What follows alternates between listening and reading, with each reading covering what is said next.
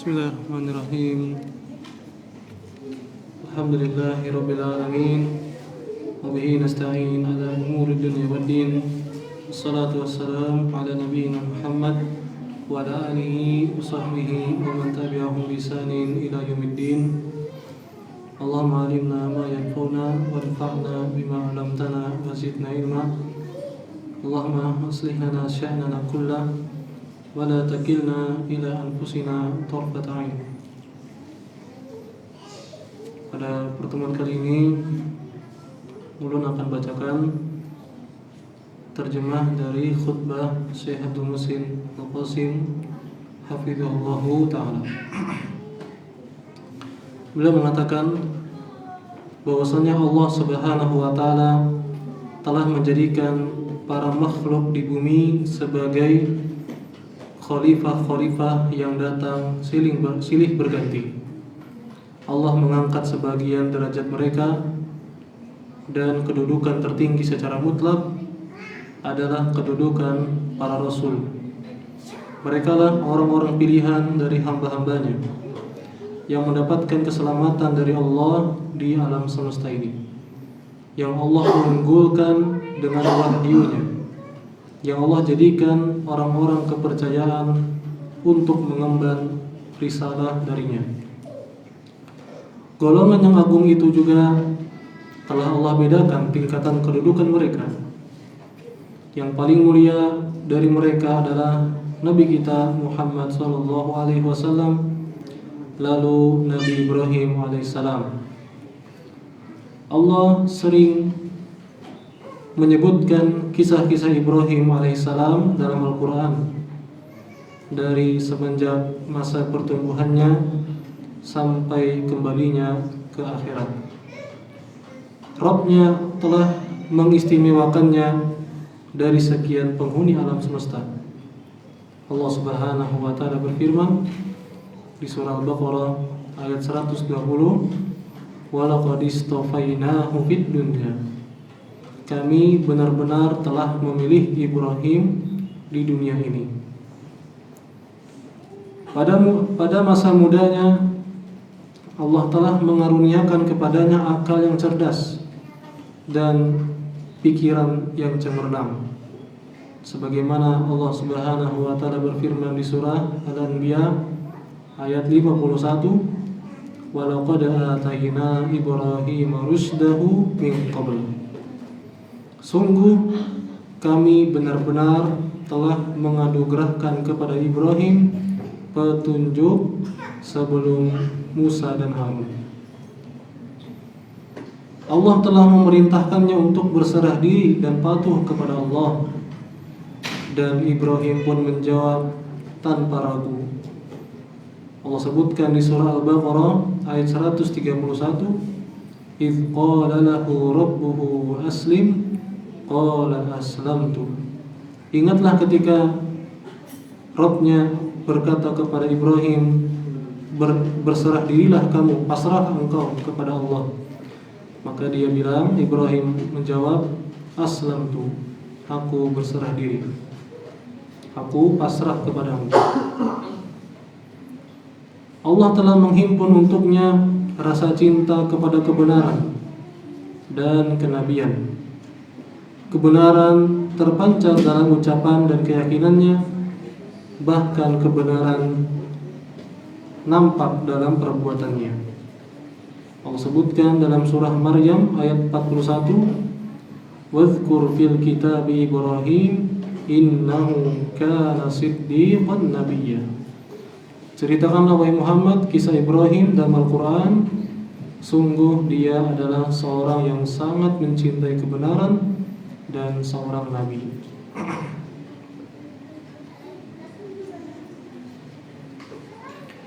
Hatinya suci dari kesyirikan, suci dari subhat-subhat yang perkara-perkara yang rancu, suci dari dengki dan segala kekurangan dan sifat-sifat yang tercela. Allah sebutkan dalam surah As-Saffat ayat 84, "Idz jaa'a rabbahu biqalbin salim." Ingatlah ketika Ibrahim menemui Rabb-Nya dengan hati yang suci, yakni dia hanya menghadap kepada Allah, mentauhidkan Allah dan berlepas diri dari segala bentuk peribadahan kepada selain Allah. Segala yang disembah selain Allah dia tinggalkan, dia berlepas diri. Allah Subhanahu wa taala berfirman di surah Al-An'am ayat 79,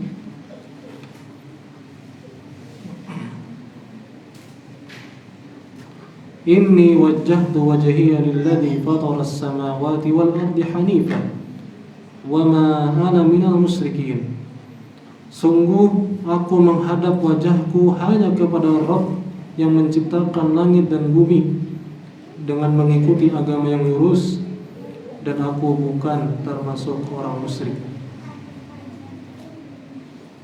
Nabi Ibrahim diutus alaihissalam ketika tidak ada seorang pun yang menganut Islam di kalangan kaumnya selain dirinya sendiri. Di antara mereka ada yang menyembah berhala, ada yang menyembah bintang-bintang, bahkan pemimpin mereka ngaku sebagai Tuhan. Kemudian Nabi Ibrahim alaihissalam mengajak mereka untuk kembali ibadah hanya kepada Allah. Padahal pada saat itu Nabi Ibrahim masih sangat muda. Allah Subhanahu wa taala berfirman di surah Al-Anbiya ayat 60, Qalu sami'na fatan yadhkuruhum yuqalu lahu Ibrahim. Mereka, yakni para penyembah berhala, berkata tentang siapa yang menghancurkan patung-patung yang banyak ini. Maka disebutkan, sami'na, kami mendengar seorang pemuda yang mencela berhala-berhala kita ini.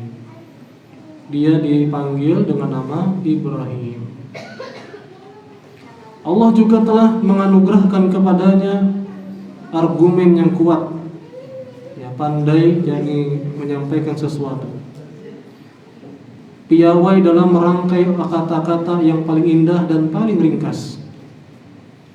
Demikianlah ketika beliau mendebat para penyembah berhala, di mana Nabi Ibrahim berkata di surah Asy-Syu'ara ayat 72 sampai 73, Hal yasma'unakum ittada'un aw yanfa'unakum aw yadurrun.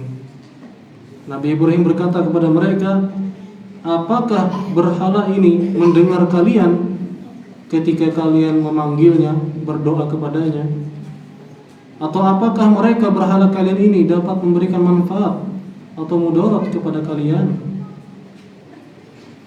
Beliau juga berkata kepada ayahnya sendiri di surah Maryam ayat 42, Ya abati lima ta'budu ma la yasma'u wa la yubsiru wa la yughni 'anka syai'a. Wahai ayahanda, kenapa engkau menyembah sesuatu yang tidak bisa mendengar, tidak bisa melihat, tidak pula memberi manfaat sama sekali kepadamu? Beliau juga membungkam para penyembah bintang-bintang dengan hilangnya mereka dari para penyembahnya pada periode selalu ada. Nabi Ibrahim alaihissalam berkata, yang Allah kekalkan dalam surah Al-An'am ayat 76, La uhibbul arif, terbenam. Ini bisa hilang, apa yang disembah? Enggak selalu ada. Demikian juga Nabi Ibrahim berkata kepada Namrud yang mengaku sebagai Tuhan di surah Al-Baqarah ayat 258, Fa inna allaha ya'ti bis-syamsi minal masyriq fa'ti biha minal maghrib. Kalau begitu, sungguh Allah menerbitkan matahari dari timur, maka silakan engkau terbitkan dari barat. Nabi Ibrahim tekun beribadah, istiqomah mentaati Allah, selalu patuh kepadanya. Allah Subhanahu wa taala berfirman di surah An-Nahl ayat 120, Inna Ibrahim kana ummatan qanitan lillah. Sungguh Ibrahim adalah imam, sosok panutan yang patuh kepada Allah. Allah telah memerintahkan Nabi Ibrahim untuk membangun Ka'bah, memerintahkannya untuk membersihkan rumah Allah dari kesyirikan, dan memberikan mandat kepadanya untuk memanggil manusia untuk haji. Maka beliau pun melaksanakan seluruh perintah tersebut. Allah juga telah mengujinya dengan berbagai macam nikmat, dan telah terbukti Nabi Ibrahim menjadi hamba yang bersyukur, sebagaimana di surah An-Nahl ayat 121, syakiran li an'umi. Nabi Ibrahim adalah seorang yang bersyukur atas nikmat-nikmat dari Allah.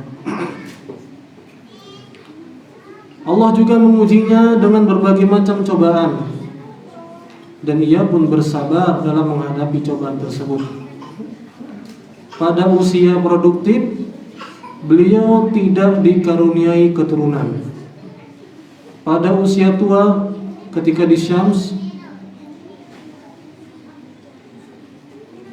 Allah karuniakan Ismail alaihissalam kepada Ibrahim lewat istrinya yang bernama Hajar. Nabi SAW bersabda tentang Hajar alaihissalam, yang artinya, dan ia menyukai ketentraman jika ada yang tinggal bersamanya. Rawahul Bukhari. Kemudian Allah memerintahkan Ibrahim untuk meninggalkan istri dan putranya, yang putranya masih kecil sekali, yang masih menyusui, ditinggal di antara pegunungan di suatu lembah yang tidak ada penghuni sama sekali, tandus, tidak ada air dan tanaman, sehingga Hajar, ya wajar, kesepian luar biasa. Dia bangkit hendak menyusul suaminya yaitu Ibrahim, dan berkata kepada Nabi Ibrahim, Allah amaraka bihada? Allah amaraka bihada? Apakah Allah yang telah memerintahkanmu untuk hal ini? Maka Ibrahim menjawab, na'am. Maka kata Hajar, idzan la yudayyi'un Allah. Kalau demikian, Allah tidak akan menelantarkan kami. Ibrahim bersabar atas perpisahan ini. Waktu berjalan hingga Ismail alaihissalam beranjak dewasa, kemudian menikah, kemudian ibunya wafat, padahal Ibrahim belum melihat mereka berdua bersama, yaitu Ismail dan istrinya. Kemudian Ibrahim alaihissalam datang menghampirinya. Ketika Ismail alaihissalam melihatnya, ia berdiri untuk menghampirinya. Keduanya pun melakukan apa yang dilakukan oleh seorang bapak kepada putranya dan seorang anak kepada ayahnya, yakni berpelukan dan berjabat tangan. Kemudian Ibrahim berkata, wahai Ismail, sungguh Allah telah memerintahkan kepadaku untuk membangun sebuah rumah di sini. Kemudian Ismail mengangkat bebatuan dan Ibrahim yang menyusun bangunannya. Ketika Ibrahim baru saja merasakan kegembiraan bersama putra sematawayangnya, setelah lama berpisah, Allah memerintahkannya untuk menyembelih Ismail. Tentu dengan kalau diwujudkan hal ini, jadi disembelih anaknya, keturunannya, maka terputuslah garis keturunannya. Ancamannya demikian maksudnya. Padahal apa tadi? Ditinggal ketika Ismail masih menyusui. Ketemu dari sejak lama tidak ketemu, baru ketemu sebentar dapat perintah untuk menyembelih. Yang dimana kebayang apa? Akan terputus keturunannya. Meskipun demikian, Nabi Ibrahim tetap menjalankan perintah Allah. Dia membaringkan Ismail alaihissalam di atas tanah dalam keadaan tengkurap untuk menyembelihnya dari tengkuknya. Namun Allah pun menebusnya dengan sembelihan berupa seekor domba yang besar. Allah Subhanahu wa taala berfirman di surah As-Saffat ayat 106, "Inna hadza lahuwal balaa'ul mubin." Sungguh ini benar-benar suatu ujian yang nyata. ketika ia menyuruh kaumnya untuk mentauhidkan Allah, mereka kaumnya justru malah membuat api yang sangat besar yang tidak ada bandingannya pada saat itu sebagai hukuman untuk membakar Ibrahim alaihissalam. Kemudian mereka melemparkan Ibrahim ke dalamnya. Allah Subhanahu wa taala berfirman di surah Al-Anbiya ayat 69, "Qulna ya naru kuni barda wa salama ala Ibrahim." Kami, yang dikata Allah, wahai api, jadilah engkau dingin dan jadilah keselamatan untuk Ibrahim. Allah telah memberikan kepada Ibrahim ujian berupa perintah-perintah dan larangan-larangan. Nabi Ibrahim lulus melewati seluruh ujian tersebut. Allah Subhanahu wa taala berfirman di surah Al-Baqarah ayat 124, "Wa idh batala Ibrahim rabbuhu bikalimatin fatammahun." Ingatlah ketika Ibrahim diuji oleh Rabb-Nya dengan beberapa kalimat, lalu Ibrahim melaksanakan dengan sempurna. Allah juga telah menguji Ibrahim karena beliau banyak berdoa. Di surah Hud, Allah telah memuji Ibrahim karena Nabi Ibrahim banyak berdoa kepada Allah. Sebagaimana disebutkan di surah Hud ayat 75, "Inna Ibrahima lahalimun awwab." Sungguh Ibrahim itu benar-benar penyantun dan tangibah. Beliau adalah sosok Nabi yang paling banyak disebut doanya di dalam Al-Quran yang mulia.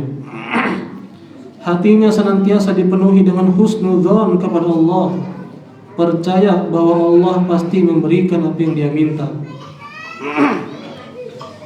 Di surah Maryam ayat 48, Allah Subhanahu wa taala berfirman, "Wa'tazilukum wa ma tad'una min dunillah wa da'u rabbi asa alla akuna bidu'ai rabbi saqiya."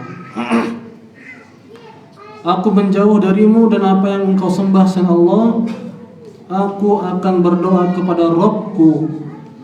Semoga aku tidak kecewa dengan doaku kepada Rabbku. Ini keyakinan bahwasanya Nabi Ibrahim menyatakan, aku tidak akan kecewa kalau aku berdoa kepada Rabbku. Beliau berdoa dengan suatu hal yang seakan mustahil, namun ternyata terjadi. Beliau pernah berdoa agar lembah yang istilahnya angker ya, karena sepi, nggak ada orang, nggak ada tanaman, ya, dibangun di atas Ka'bah menjadi lokasi yang aman. Ya, yang awalnya penuh dengan ngeri, ketakutan menjadi aman. Yang awalnya sepi menjadi banyak orang mendatanginya sampai hari kiamat. Yang awalnya tidak ada tanaman sama sekali menjadi ya buah-buahan dari mana-mana datang ke sana. Allah kabulkan semua doanya. Ya. Dan juga diantara kesabaran dari Hajar alaihissalam tadi. Beliau juga berdoa akan diberikan anak keturunan yang soleh, sehingga tidak ada nabi yang diutus setelah beliau kecuali dari keturunan Nabi Ibrahim. Ya. Mungkin disitu juga faedah pernah Syekh Sa'ad Al-Atiq kalau nggak salah, hafizullah, ya, tidak mustahil dengan kita berdoa keturunan kita menjadi ulama. Sebagaimana Nabi Ibrahim berdoa agar keturunannya menjadi nabi semua. Beliau juga memohon agar diutus di antara gunung-gunung yang tidak ada penghuninya tadi. Dia minta kepada Allah agar Allah utus kepada daerah tersebut orang yang mengajarkan Al-Quran.